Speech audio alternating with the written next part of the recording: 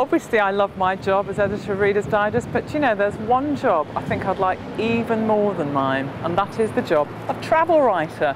And rather gallingly, I've got someone who's got that very job with me today. It's Kate Pettifer, our travel writer on Reader's Digest. Now, tell me, Kate, how did you get into travel writing?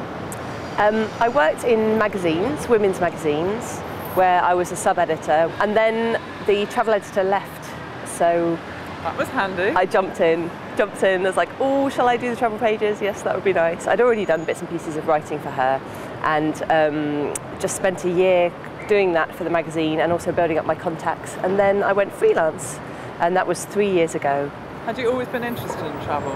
I have, yes. I think a lot of people say that they're travel writers and write articles for magazines, but what they mean is that they'd quite like to go on a free trip and write about it, which isn't quite the same. That's true. To me, being a travel editor means knowing sort of about the consumer issues, being able to help people book the right kind of holiday, and also just kind of being well connected with people who work in the industry and talking to people in destinations on the ground and finding out what's going on.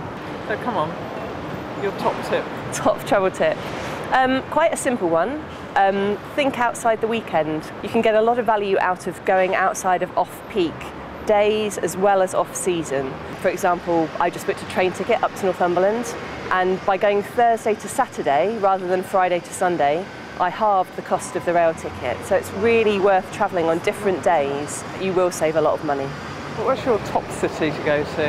I have to say, I don't know it very well, but I would love to go back to Rome. I was really taken with it. There was a brilliant article that Dan Cruikshank wrote about Rome being this kind of layer cake where you get Renaissance churches built on top of 5th century churches and then sort of 1st century chapels right at the bottom.